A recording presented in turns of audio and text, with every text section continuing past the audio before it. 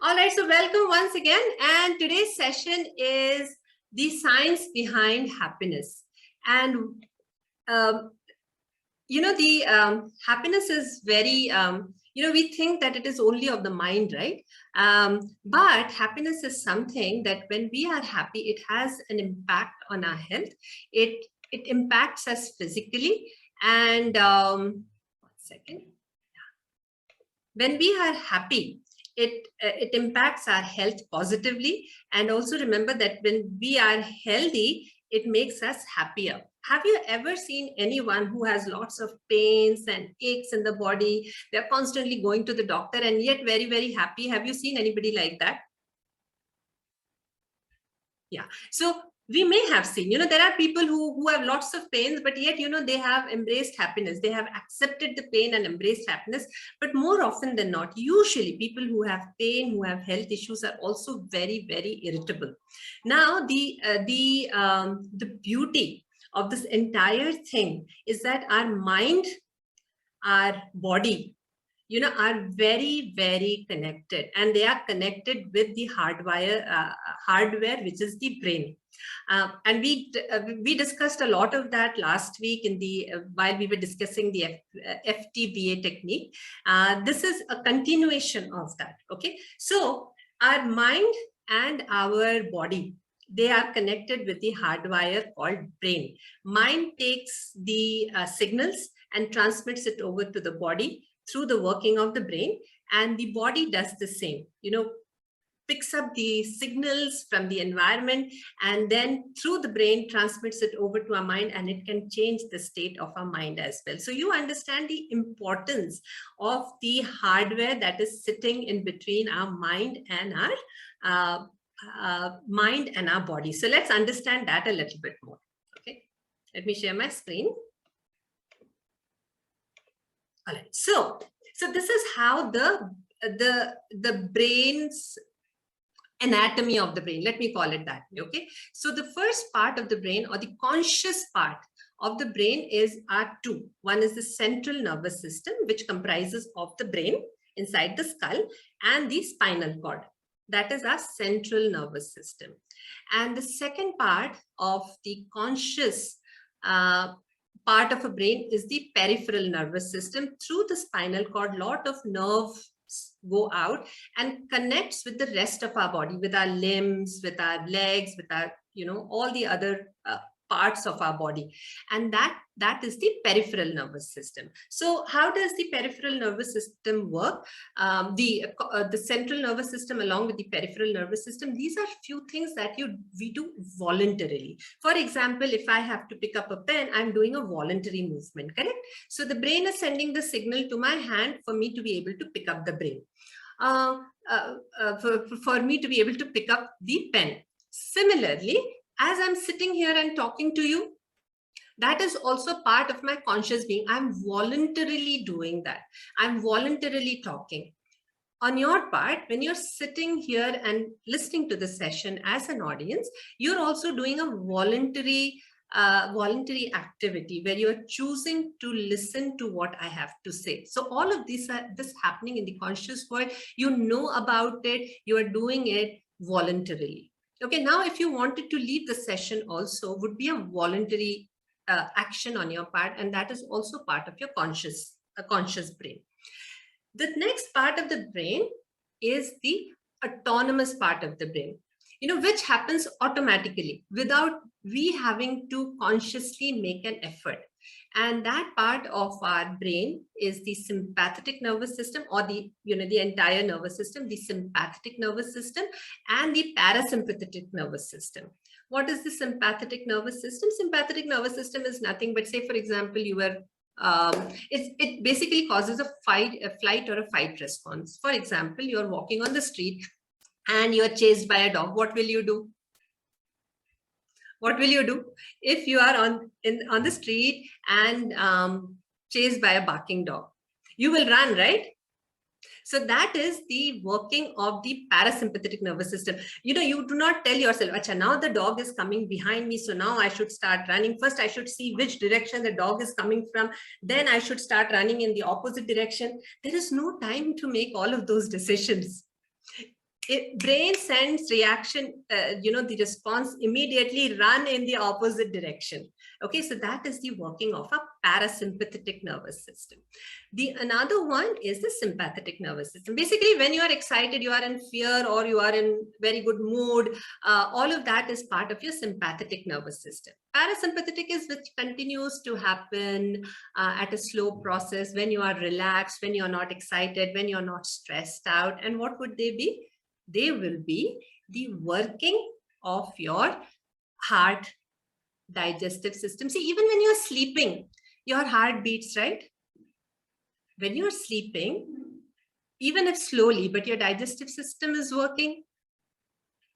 When you're sleeping, you are breathing, and you do not have to put conscious effort in it. You do not say, okay, now my heart, I'm telling you, stop now. My heart, I'm telling you, start now. We don't do that, right? It happens automatically. And that is a part of the autonomous working of the brain, controlled by sympathetic nervous system and the parasympathetic nervous system. And in other word, it's also called our subconscious. Okay, it is so ingrained in us through years of adaptations, that now it just happens automatically. And what is the connection between our conscious and the subconscious world? They are driven by signals, which they are driven by neurotransmitters. Neurotransmitters are nothing, just don't get boggled by these words. Neurotransmitters are nothing but chemicals that pass the signal from the brain, either to the brain or from the brain to rest of the body, from the body to the brain, or brain to the rest of the body. That is the work of neurotransmitter, because the signal has to be transmitted, right? Whatever we are perceiving in the conscious world, a dog is barking and chasing behind me, and I need to run. That signal has to go to my brain, so that a brain can start the correct action on my part, right? So that happens through the neurotransmitters. Okay, is that clear to all of you? Let me know clear in the comment box if so far it has been clear to you. And if you need further explanation, let me do that. Though this is science heavy, I'm trying to make it very, very simple for non-sciencey people. Clear so far? Yeah? All right, great. Okay, now getting into. So then let's talk about some of these neurotransmitters or hormones. Okay, hormones are created. So they are interchangeably used as, either hormones or neurotransmitters, both of them, the names that you're going to see now. Or the only difference is hormones are created or synthesized in the endocrine gland, which are glands, and neurotransmitters are things that happen between the two connection of the nerves. That is the only difference, but you don't have to go into that. All you need to know is these are hormones and neurotransmitters are chemicals that pass on the signal. Unka kaam hi hai to take information from one and transmit it over to the other. Okay, so the first one, and I'm only going to talk about the happy hormones and the neurotransmitters which are going to generate happiness in our body, because today's session is about happiness, right? We are going to understand the science behind happiness, and by learning that, what are we going to do? Just knowledge is not enough. We will understand what kind of actions can we take such that we become happier in life. Okay, so that is the goal of today's session. So let's see. So we have to start understanding what are the different neurotransmitters and hormones. The first one I'm going to cover for you is dopamine. Many of you would have heard about dopamine, right? Now, dopamine gets released in our body whenever we accomplish something, whenever we get appreciated for something, and that gives us a very happy feeling. Now, if you see people who do not get appreciated for their work, people who are not accomplishing anything in life, they have dissatisfaction in their life. Have you noticed that? They feel that I do not have a purpose, I don't know where I'm going. So getting appreciated makes us feel good. Have you noticed yourself when when you have shed like 10 kgs, 20 kgs of weight and you look good in clothes and people start appreciating you? How do you feel? Do you feel good? Yeah. Yes. So that is when we feel appreciated, uh, uh, not just for looking good, but also when we accomplish something and people congratulate us.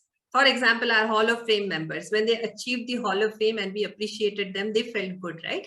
And that is about accomplishment. When we get appreciated, when we accomplish something, dopamine releases and dopamine makes us happy. It is also one of the happy hormones in our body. Okay, now, so what can we do to have more and more dopamine? What action should we take? The actions that can generate more dopamine in our body is learn something new every day. Learning, when we learn something new, it is also an accomplishment. When a child has learned 1 2 3 and now learns 1 plus 1 is 2, for the child it's like a aha moment. Oh my god, I did not know if I bring one finger and another finger together it will become two fingers. There is a lot of, maybe a child is not able to express it, but all of those bulb on moments are happening for the child. And when we learn something new, we feel good. Learn a new skill every day, because that also comes as a part of accomplishment. And a new skill could be, I'll give you one example which I've seen in my personal life. My father-in-law, when I got him a new mobile phone, it was a smartphone. For the longest period of time, my father-in-law wanted to use the feature phone. Okay, he will not go for smartphone because he said, Ruma, I'm technically challenged. I cannot do all of this that you do, Facebook, and I don't need all of that. But once I got it to him, he started learning different things. Number one thing that he learned was how to transfer money. And he was so happy, so excited. And who was teaching him all of that? Learning to do Google Pay, Phone Pay, and all of that. His grandchild was teaching him that. And he was so happy. I've learned, and he would come and show me. The day he could send a photo, a photo through WhatsApp, he was so excited. Now I can send photo. I can see my SMS. I can send an SMS, and he felt so happy. So the day when you learn new skills, that also gives you a feeling of happiness because it releases dopamine. The next one is pick up a new hobby, dancing, singing, gardening. That also gives a rush of dopamine. And do well at your work. Whenever we get recognized at our workplace for our accomplishments, we get promoted at workplace, or if you're not working, you are an entrepreneur, business person, you're doing well in your business, more people are appreciating you, there is a dopamine rush. So do all of this every day. Look for ways in which you can accomplish something so you get appreciated and you will have higher dopamine in your body.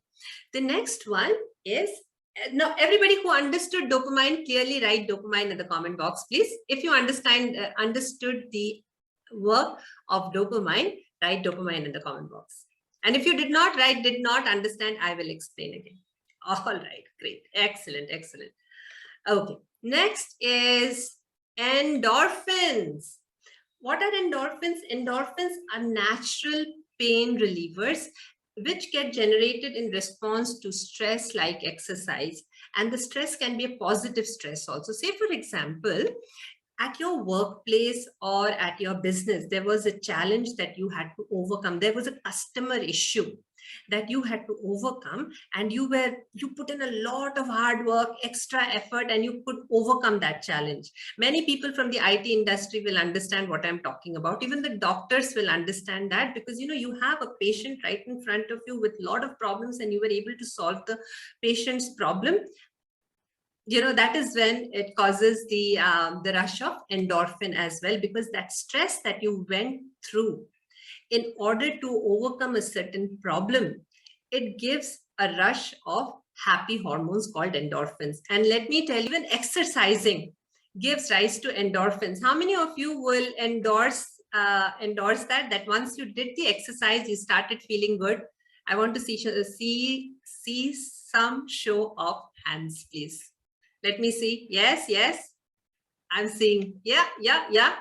I'm seeing Anvesha, Caroline, Rinku, Nirmala, Rama Devi. At least, yes, all of you have done the exercise, and you can, you'll vouch for that feeling, right? So endorphins get released because of and exercise, as it rightly says, is a kind of stress, but a good kind of stress. We need all the time. It need not be happily sitting on the sofa watching TV. Sometimes there has to be stress in life, and these are the good kinds of stress.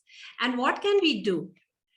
And what can we do in order to release more and more endorphins in our body? Exercise, laugh a lot, read comics which make you laugh. So even laughter has been said to generate a lot of endorphins. Have you seen people participate in laughter club? Have you seen in the park, a lot of elderly people will get together, not only elderly, I have seen many young people also, and they laugh. And many people, when I was young, I could not understand. I was like, why are they laughing just like that? But now I understand. It helps to generate that happy feeling inside of us. Okay, so laugh a lot, and that will also generate the happy chemical, which is the endorphin. The next one is serotonin and melatonin. Now, serotonin is the precursor to melatonin. Okay. Now, and what are serotonin and melatonin? Serotonin basically helps us to regulate our mood, our sleep, appetite, digestion, learning ability, and memory. These are the work of serotonin. Melatonin helps our body to relax, calm down, so that we can get good sleep. Now, you have to be a little careful with this, okay? What can impact the work of melatonin is blue light. And where does blue light come from? It comes from your laptop, it comes from your mobile phones, TV, all of these emanate blue light. And it can start interrupting the work of serotonin and melatonin. Okay, now you need melatonin in order to start relaxing and fall asleep at the right time. And hence many people, researchers will start telling you now that right before bedtime, switch off anything that emanates blue light. If you're someone who likes to read a lot, try to invest in something called a Kindle. Okay, Kindle does not, if you're someone who's a digital reader, who reads a lot on, instead of books, you read a lot on laptop or mobile, I would recommend you to go for Kindle, because it does not reflect blue light. iPad, tablet, mobile, all of these devices will give blue light.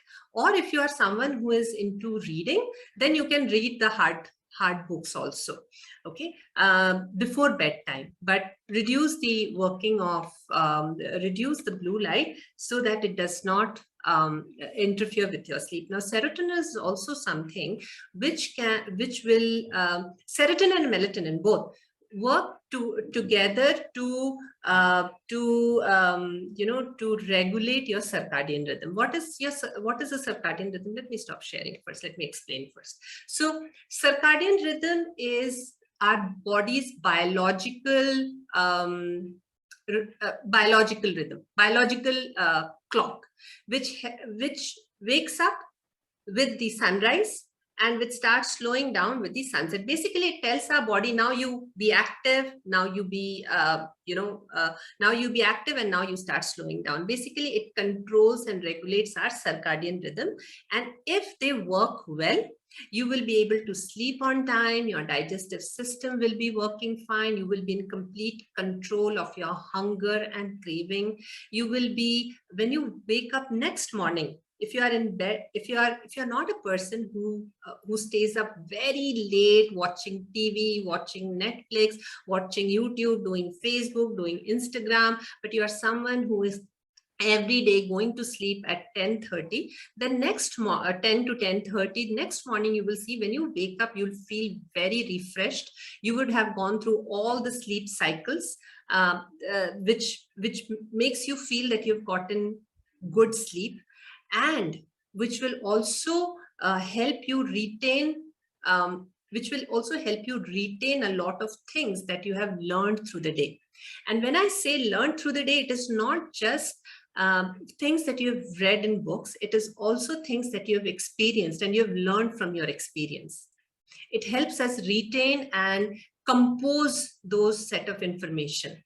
Okay, so so we need to make sure that we are setting our circadian rhythm right, so that we have good sleep in the night. Because if we don't, then a lot of the things, your digestive system will be out of place, your craving, hunger, cognitive abilities, all of that will fly out of the window. So how do we then keep our serotonin and melatonin levels in check? Number one, get sunlight. You will hear enough of that from me, right? So as I say, sunlight is not just for vitamin D. Many people think that, Ruma, what time should I go out in the sun? Because I need to get enough vitamin D. If you are in India, because of our India's geographical location, the best time for us to get sun is between 11 o'clock and 1 o'clock. In most of the areas, when it is summer, you go out at 11 or 1 o'clock, you will burn your skin. So it is not about, it is not just about vitamin D. If you have a vitamin D deficiency, you can meet with your doctor, you can get supplement. But why I ask you to be under the sun is so that you can, so what happens with sunlight is when you're in the sun, the sun rays, when it falls on your eyelids, it synthesizes serotonin. Sunlight is to synthesize serotonin, and hence sunlight is important. Does not matter what time of the day. You just need to be out in the sun. It can be early in the morning, whenever it is comfortable for you on the skin. Okay, you do not have to get too worried about 11 o'clock, 1 o'clock, what time, this time, nothing. As long as the sun is out there, be outside. It can be morning time as well. And then reduce the blue light, as it can suppress the working of melatonin, and have a sleep schedule. Every day, prepare your evening routines in such a way that you're able to sleep well. Okay. When your body gets used to a certain rhythm, you will start falling into that pattern as well. Start cutting out the blue light, start by taking a shower, a bath, so that your mind starts preparing for the bedtime. If you prepare a ritual, like we read about in the Atomic Habits, if you start preparing a ritual, your mind will start getting that signal also. Now it's time to sleep. Okay. Do this to get your serotonin and melatonin levels up. The next one is oxytocin. Oxytocin is before I go there, did you understand? If you understood serotonin and melatonin completely, write serotonin in the comment box, please. And if you did not understand, I'll explain once more. Let's see. Okay, if you did, yeah, great.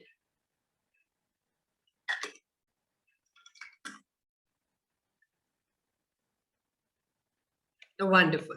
So the next one is oxytocin. Oxytocin is the love hormone. Okay, so the more we love, the more we do for others, oxytocin generates in our body. Have you felt when you go and give a hug to your child, how good you feel? It makes you feel happier.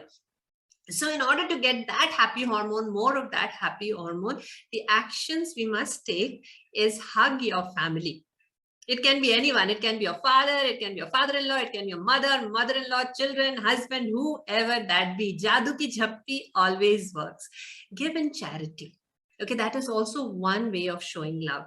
And you have seen, usually people who do a lot of social work, they have a different level of happiness altogether. Not only have they made it a purpose, but because they are doing a lot of charity work, lot of good work, social work, they feel happier inside. Spend time with your family every day, and develop happy relationships. Develop friends, family members, extended family members whose presence in your life brings happiness in your life. And when you start loving more, you will have more oxytocin in your body. So these are your actions for increasing oxytocin level. And the last one, okay?